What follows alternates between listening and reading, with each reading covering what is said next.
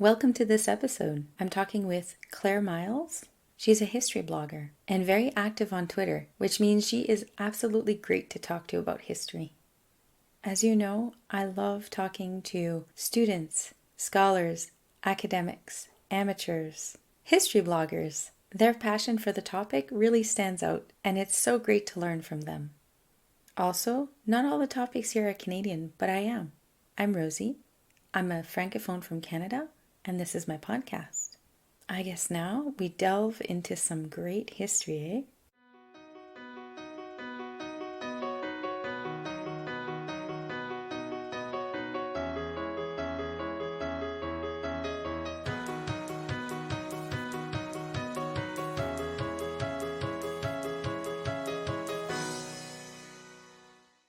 Today we're talking with Claire. Thank you for being here, and if you can introduce your topic, I'd appreciate it. Thank you for having me. Today I'm going to talk about Margaret Haig Thomas, aka Lady Rhondda, and she is without doubt the most prominent Welsh woman of the 20th century. She was a Welsh peeress, an international businesswoman, and an active suffragette. She spent a large portion of her life campaigning for women's right to vote and for women's rights in general, and there really is no other woman in Welsh history like her. Excellent, thank you. Maybe for those who might not be aware of the time period we're discussing, do you mind just giving sort of the grand lines of what was going on in this time? Yes, certainly. So Margaret was born towards the end of the 19th century, and she entered a world that was about to undergo quite a lot of change. So a lot of her life and a lot of the work she did was set against the backdrop of World War One and the social upheaval that came before, during, and after the war. So before the war, you had the suffragettes and the suffragists in the UK campaigning for the right to vote. This sort of activity was put on hold during World War One because obviously there was an international war going on. The war effort took priority, and afterwards, after the war, the life changed in Britain, and the common thread through all of this is for Lady Rhondda is women's rights and the cause of advocating women throughout all this massive social upheaval. So that's kind of an overview of the background of which we kind of find Lady Rhondda in. Excellent, thank you.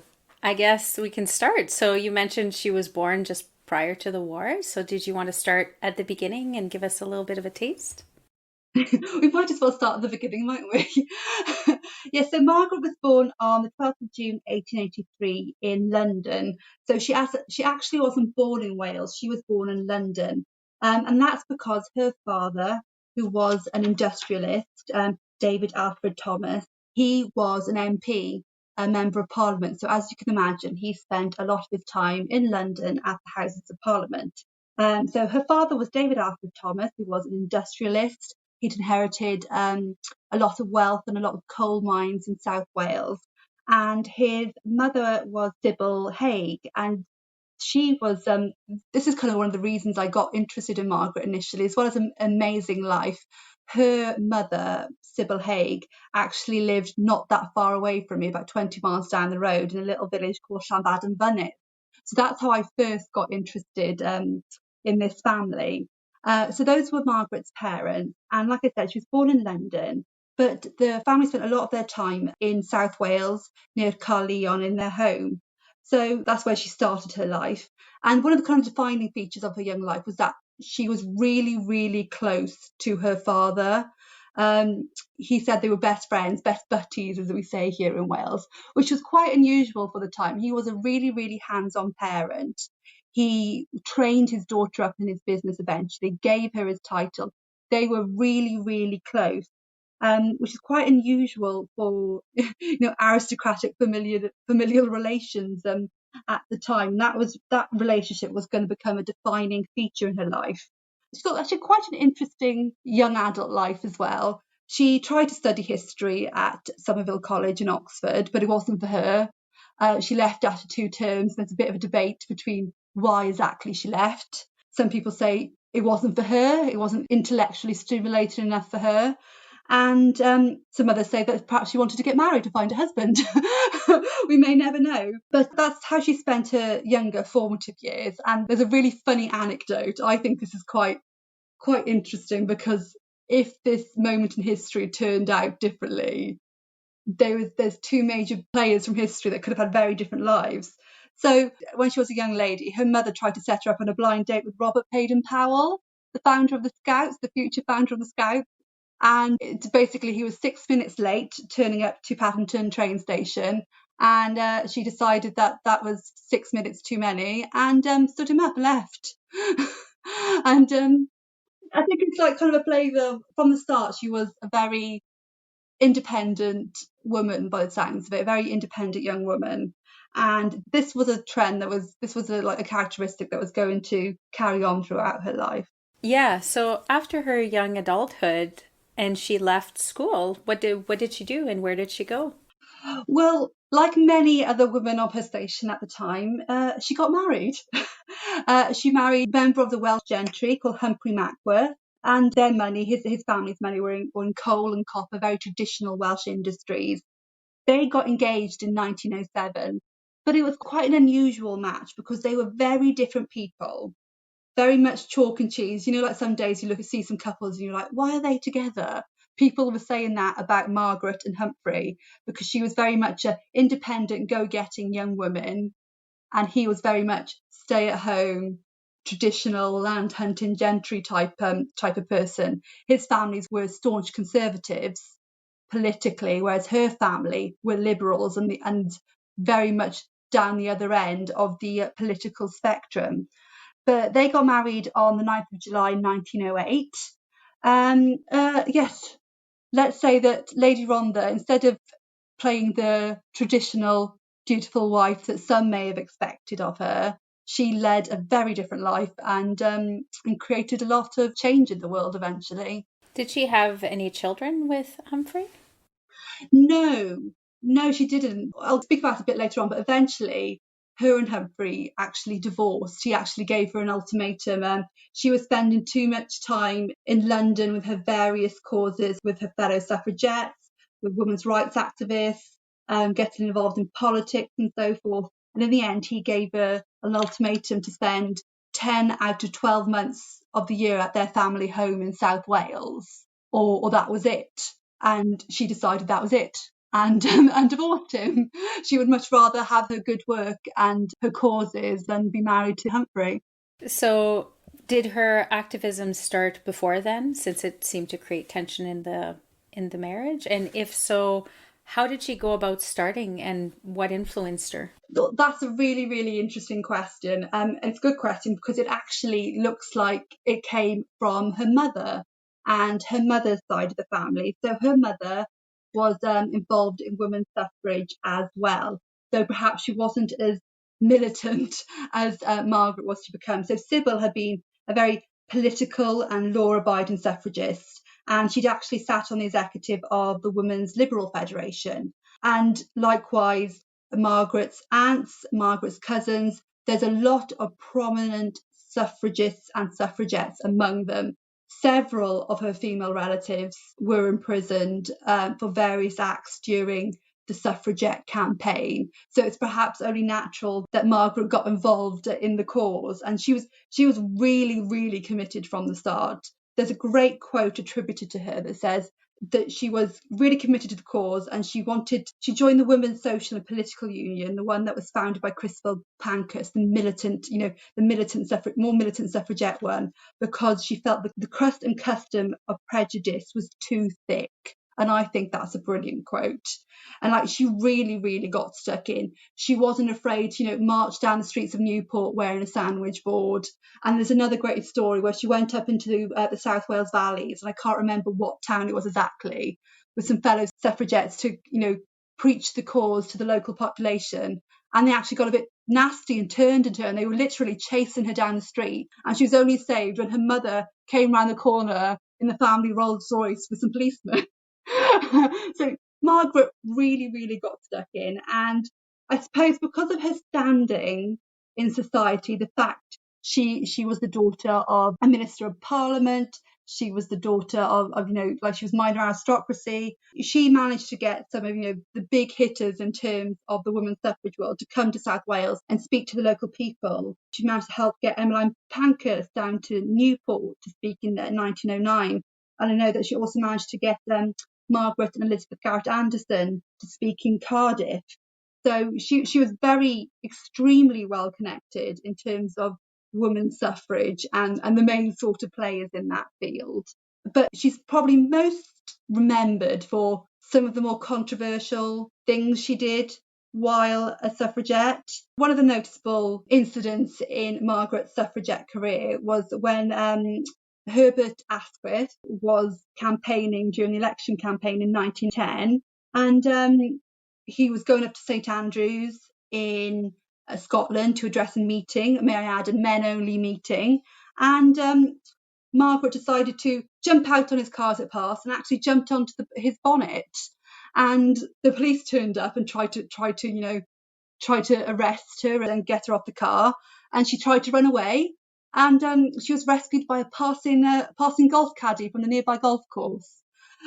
And other things as well. The most noticeable one is in June 1913, she actually bombed a letterbox in Newport, which was a major crime at the time. So she bombed a letterbox in Newport, and as well as it being quite a violent activity, a very noticeable activity that made the papers, the whole situation, the whole story that surrounds it is really interesting too, because based on the evidence that we have, Margaret seems to have been the only Welsh woman sentenced to prison in Wales for suffrage activities. She's the only one we can definitively say we think she's the only Welsh lady to go to a Welsh prison because of suffrage activities. So was it the bombing of the mailbox? She got caught and that's what caused that? Yeah, so a witness saw her put the small bomb into the letterbox, and she was detained by the police, arrested, obviously had to go to court. Her father, because of his standing, he offered to help try get her off, but Margaret said no, please don't do that. I'm doing it for the cause, sort of thing. So she went to court. She was fined £10 and £10 costs. And she was sentenced to a month in jail in Usk. And she went to jail, and while she was there, she went on hunger strike in protest. But she was released on the 6th day of her term instead of serving the whole month, because that year the government had passed what became known as the Cat and Mouse Act. Basically, suffragettes were going to prison and they were going on hunger strike, and this was creating, the government felt, bad press for them because obviously suffragettes were suffering in prison and the governments were getting flack for it. So the Cat and Mouse Act, as it came to be known, it allowed prisoners to be released on licence on health grounds. So basically, when these ladies went on hunger strike, and when it went a bit too far, they used this act to send the ladies home so they wouldn't irretrievably, make themselves ill or even perhaps die. But the caveat was that once they were a bit better, they had to go in and serve the rest of their term, the rest of their prison term. So Margaret got released because of this Cat and Mouse Act. And on the day her licence expired, the day she was supposed to go back into prison, into jail, her fine was mysteriously paid. And it's still not clear to this day who paid that fine, whether it was her husband, whether it was her dad. She did make a comment later on in life that somebody had paid it against her wishes, and she wanted to go back to jail. She didn't want to stay out, but stay out she did. So after all this activity with the suffragettes, was that done for her or did she decide to do more? Well, she did a bit more, but we've got to bear in mind that happened in 1913, in the summer of 1913. And in 1914, we've got World War I starting. So that really put a stop on suffrage activity for a lot of people. There was suffragists. There was variations in thinking amongst the suffragists about should they continue their campaigning during the war, but a lot of people felt that it was more patriotic to, put things to aside maybe for a little while and concentrate on the war effort. And Margaret actually experienced this life-changing event that made her throw herself into the war effort after she got through it. And it was a really, really life-changing event for her. So in May 1915, she left the UK. She went off on a 10-day voyage by ship to New York to join her father, who was working over there. And they often did that. They often went on joint work trips together. But like I said, they were extremely close. And her father, D.A. Thomas, was basically training her up to take over the business. And together on the 1st of May, they decided to come back, decided to leave New York and travel back to the UK on a ship known as the Lusitania. And for people who know this period of history, the Lusitania is a very, very famous ship, but for all the wrong reasons, unfortunately. So what the passengers didn't know was that ship, the Lusitania, was also carrying munitions for war efforts, and it was a potential target for enemy forces. And on the 7th of May at 2:10 in the afternoon, just off the southwest coast of Ireland, the ship was struck by a torpedo fired by a U-boat, and it took about 18 minutes to sink in total, they say. And Margaret didn't get onto a lifeboat. She didn't get clear. Apparently, according to her recollections and her memoirs, she was actually initially started to be sucked down with the ship as it went down. And she was eventually picked up 3 hours later by a rowing boat, by people who come to help. And the people that found Margaret actually thought she was dead when they found her. They transferred her body to a patrol steamer. And eventually somebody realised, oh, this lady's not dead, she's actually just unconscious. And in the meanwhile, her dad and his secretary that had been travelling with them, they'd actually made it to a lifeboat, and they were back on land in Ireland, were thinking that Margaret was dead. But luckily, they were reunited eventually. But as you can imagine, going through that sort of experience, we can't even imagine it nowadays. It was totally and utterly life-changing, in my opinion. The sinking of the Lusitania was a major disaster, and it's also very critical in terms of the history of World War One, because many historians agree that the sinking of the Lusitania, there was a lot of American people on there. There was a lot of children on there, on that ship. The multimillionaire Alfred G. Vanderbilt, the American multimillionaire, he was on there as well. Nearly 1,200 people died, and the sinking of the ship had a huge impact on public opinion in America, very understandably. And it was a major factor in America eventually getting involved in World War One. But yeah, that moment it really changed how people saw Margaret as well. And I have to admire her, because she actually was, after that, she got back on ships and went on sea voyages again, and I wouldn't be able to do that. She was a very, very strong lady. Yeah, it seems as though she did so much in such a short period of time. Yes, and in some ways, the sinking of the Lusitania really made her kind of like a minor celebrity. She was actually like quoted in life jacket manufacturers' adverts and so forth. So she was used as quite a high profile figure to kind of like speak out about the event. And she really, really devoted herself to the war work after that.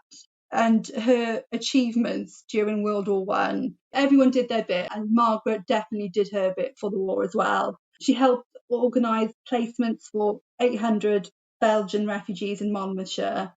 And she became Women's National Service Commissioner for Wales and Monmouthshire. So what that means is she was given responsibility for organising women's war work and recruiting women volunteers to work in various posts during World War One. I don't know about Canada, but over here in the UK, people, when we mention the Land Army, they automatically think of World War Two, with the Land Army recruiting female volunteers to go work on farms to replace the male labour that's been, conscripted into the army. But the Land Army was actually established in World War One in 1917.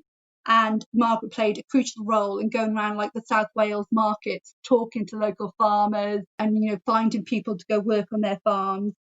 She also recruited women clerks to go work in France to, help with the logistics behind the war over there. And she placed hundreds, if not thousands, of women from Wales in these critical posts to help with the war effort. And by the end of the war, she'd actually risen to become Chief Controller of Women's Recruitment in the Ministry of National Service. So she was in charge of all women's recruitment for all of Britain. And I don't know, obviously I never knew her personally, but she must have been a very capable woman to achieve all that. And I imagine that the skills that she'd learned from her father and learned from helping manage his business empire really, really helped her in that respect. Absolutely. Was she in charge of other people? Is that how it works? Yeah, so well, initially when she was Women's National Service Commissioner for Wales, that she's a bit more on her own there. She's a bit more lower down the ranks, and it was very much her job to go to kind of do it herself. She didn't have so many resources at hand. But by the end of the war, because she'd risen up quite a few grades, shall we say, she was responsible for managing a lot of people and overseeing work across the whole of Great Britain. So she was in charge of women's recruitment across the whole of the nation, which is quite a big task. Yeah, absolutely. Like the logistics of it are mind-boggling. So yeah, like I said, I really think that her background must have helped her in that, in terms of the organizational skills she must have had to acquire for it, the people skills. I think her business training would have really helped her in that.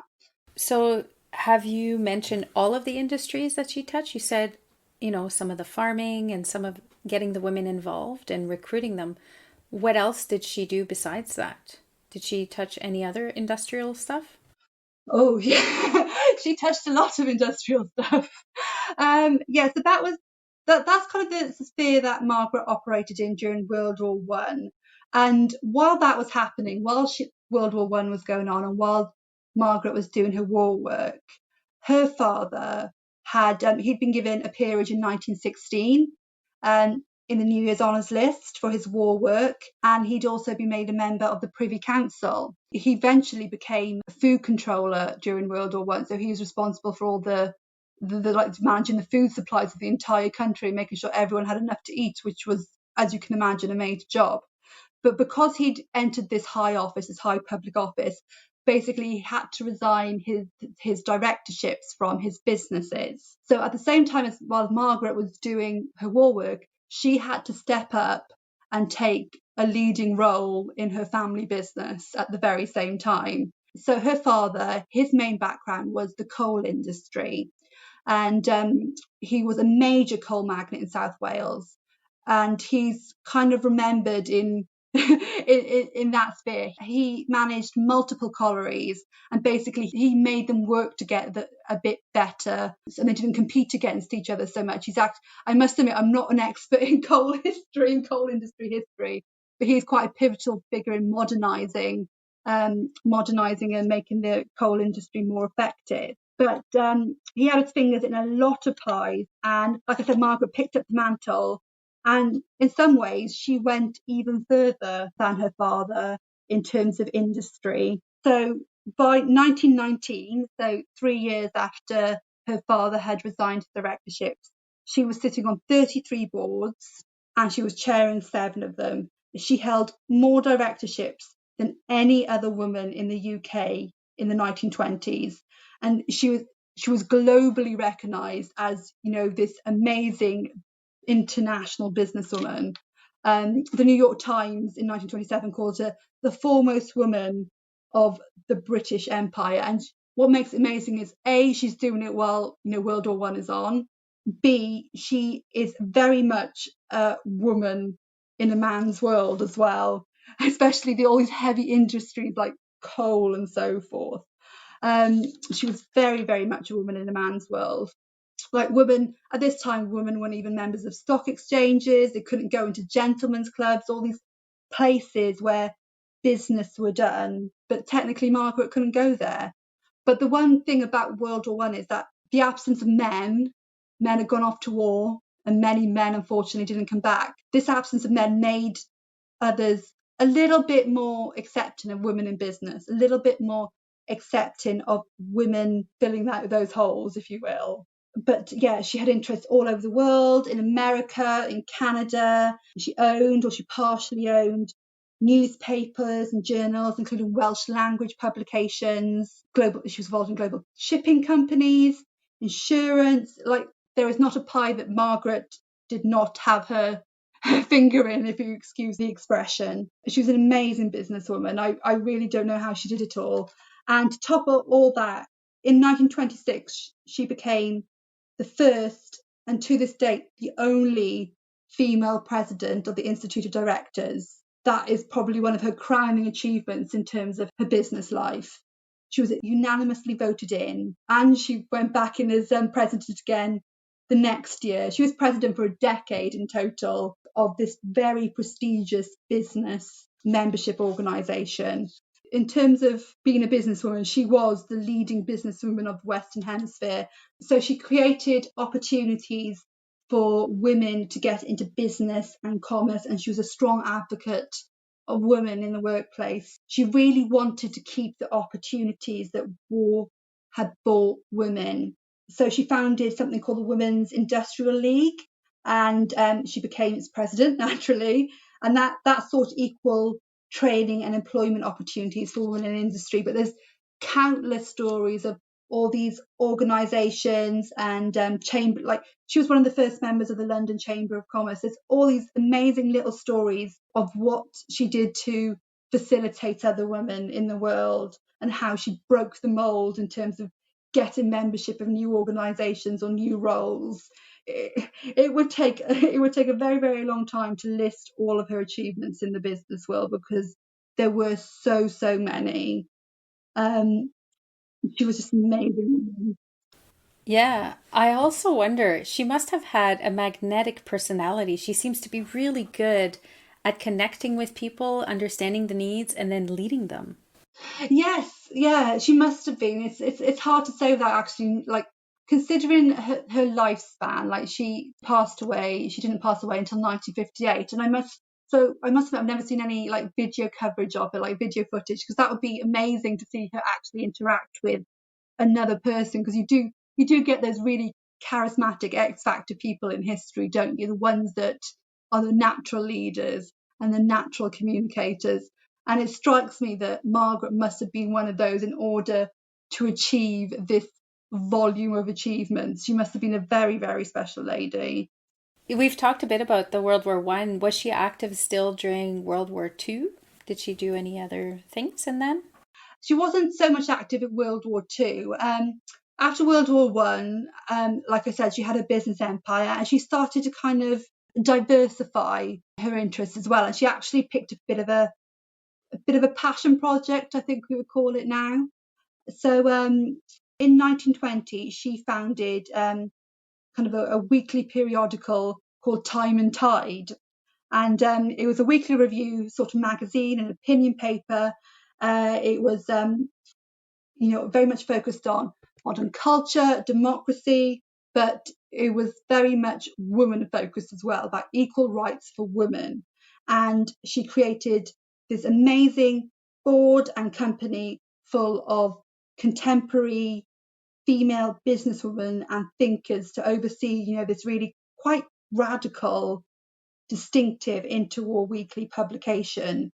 And it was very much I suppose looking back, it's very much unexpected because you've got this massive, big international businesswoman dipping her toe into this really cultural world. It's like very much like a lady of two halves in some respects.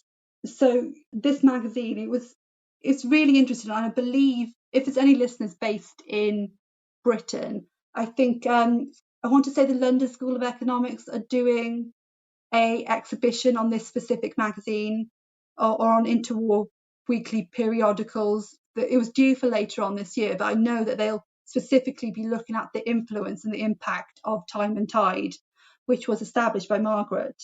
It covered like the really pressing contemporary issues for women. So really meaty subjects looking at like, housing quality, illegitimacy, really, really gritty subjects. And they also did loads of book reviews as well. And they had a massive group of what we would now call celebrity supporters. So you had people like T.S. Eliot writing for them, T.S. Eliot who wrote Cats, D.H. Lawrence, George Bernard Shaw, and it was one of the first periodicals in the UK to publish the work of Black writers. It really was groundbreaking in that way. And this really was Margaret's passion project. She poured her own money into it. to the extent her accountants had to go like, look, Margaret, you are seriously skating close to the line now of being, of going under and being broke, even though you are a viscountess by this point. So I find it amazing that this hard-headed businesswoman can also be this kind of cultural leader as well. It's not often you get a woman being successful, or anyone, not just a woman, anyone being so successful in two such contrasting fields. And as I mentioned, I should have mentioned earlier. So unfortunately, Margaret's father passed away in 1918, I think it was. Yes, 1918. And basically his job as controller of food during the war, basically he'd worked so hard it basically sent him to an early grave, unfortunately. So Lady Rhondda succeeded to his title in July 1918. And it's interesting to note that she actually got the title in the first place, because it wasn't necessarily passed down to female children. It wasn't necessarily the done thing. But when her father was made Viscount Rhondda by the king, he'd specifically asked if he could pass his title on to his daughter Margaret by special attainder. And because the king had a good relationship with the future Viscount Rhondda and respected him, he said, yes, I will make that. I'll make that allowance for you and your daughter. So as well as doing all this, Margaret was now peer of the realm as well. There's definitely not a dull moment in her life. Absolutely. It seems as though her legacy wasn't necessarily children. It seemed as though her legacy was all of these social and cultural changes.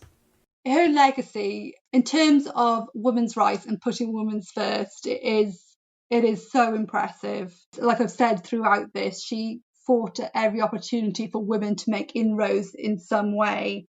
But in terms of the world today and the world that people living here in the UK see, probably one of the biggest legacies that she left this modern world is she's basically the main reason why female peeresses now sit in the House of Lords over here. And for anyone that doesn't know, the House of Lords is like our second chamber in the UK, where peers and non-elected, like chosen people, go to comment on legislation and so forth.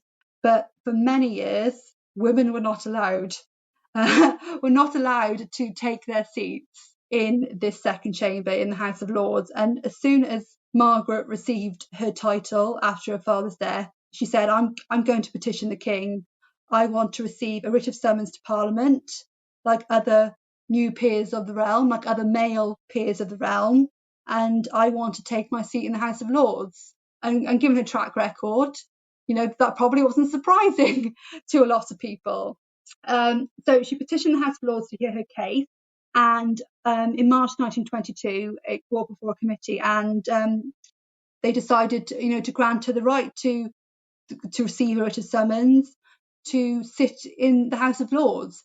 And this was a major deal in the women's rights movement, in the women's rights world. This was a major breakthrough. But unfortunately, the establishment at the time, there were some key players in Parliament who didn't like this, who didn't like this major change. And it's inexcusable, but you can see it from their point of view. Like, the world had changed a lot for men since World War One. And it's, like I said, it's inexcusable, but you could probably see that in their eyes, Margaret was a threat to their traditional male establishment, coming so soon as well after the threat of World War One. And so they made up some rules and said that actually you've got to go back to committee for privileges again for reconsideration.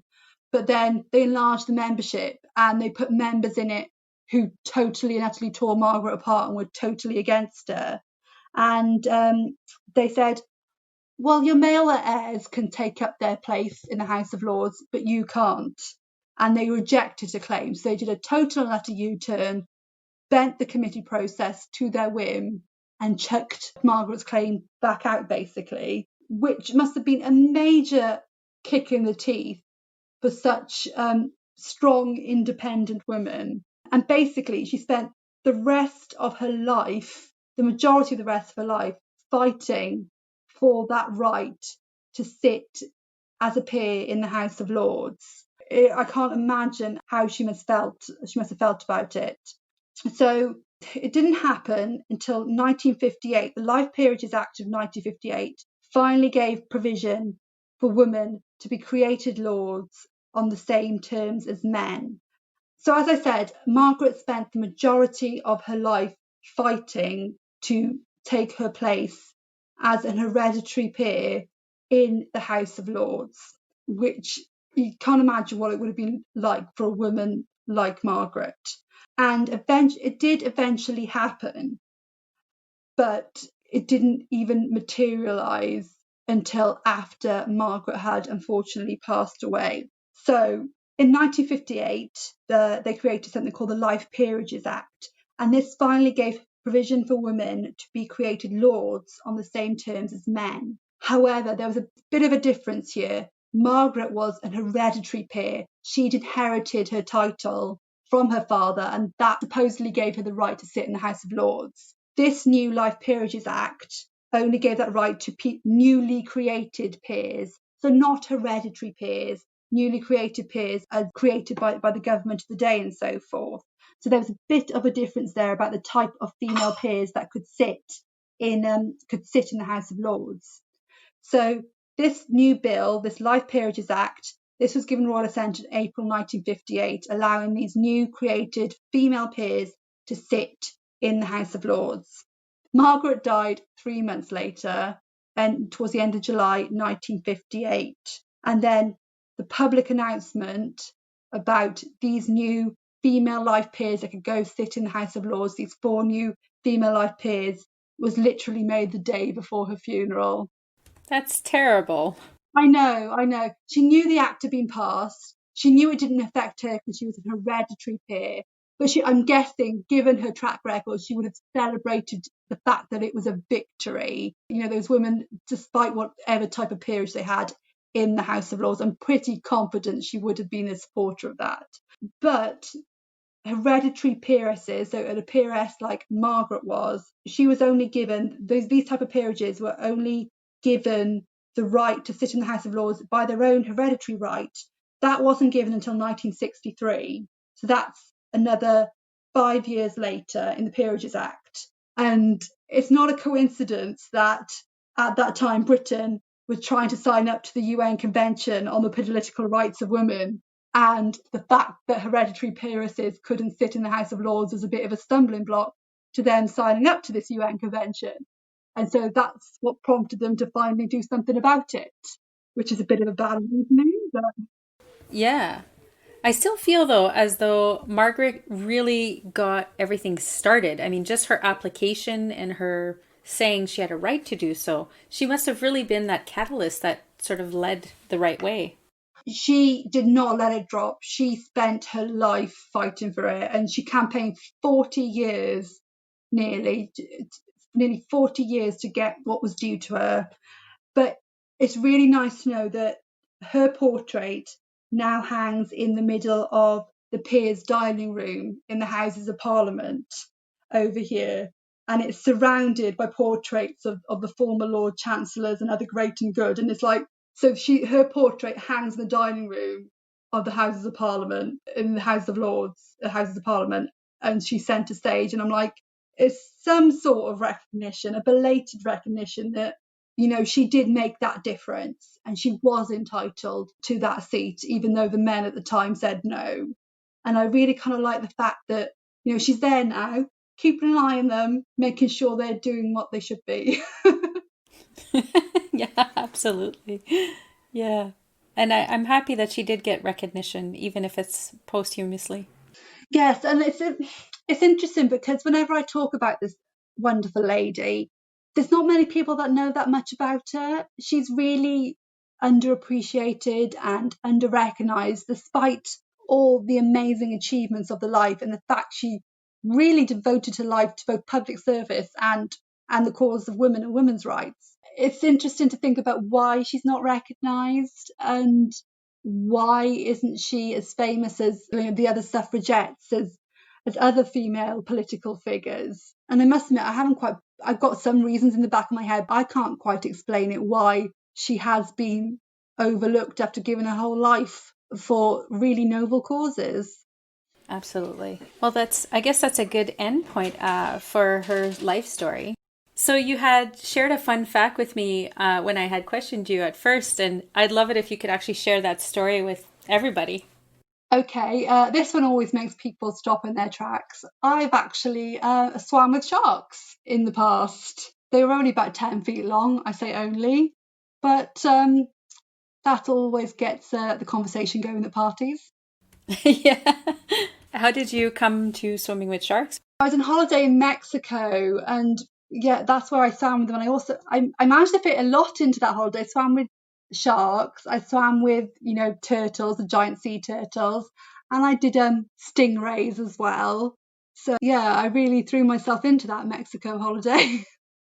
Yeah, you definitely got your money's worth for sure. And I like to ask this question. If you had a time machine and you could go somewhere, and of course the sanitary conditions are good, is there somebody, it can be Lady Rhondda, but it doesn't have to be, somebody, some event, or something in that line, and who and where and what would it be? Oh, I know this is probably a really unentertaining answer for your listeners, but I never got to meet either of my grandfathers.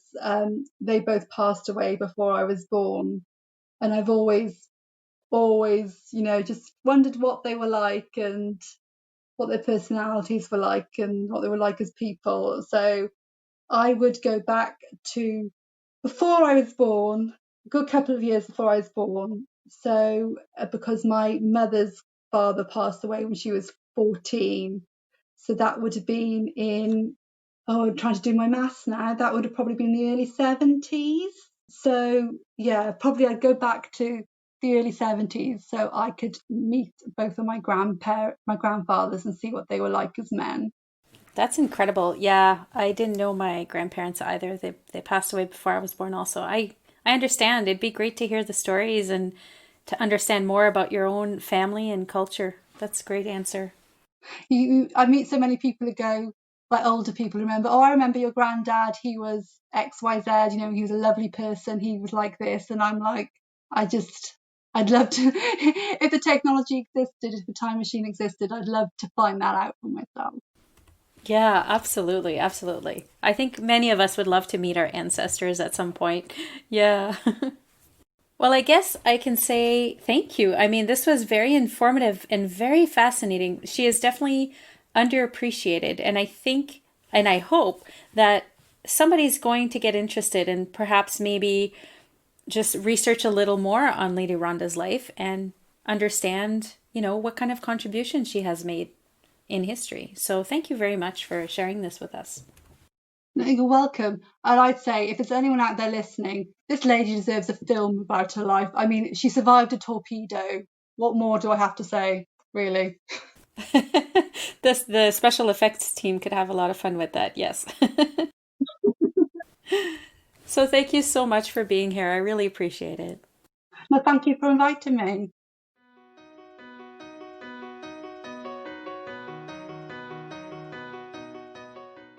Thank you so much, Claire. I had never really heard of Lady Rhondda, and her life is simply fascinating. As you said, she survived a torpedo. How come she doesn't have a movie yet?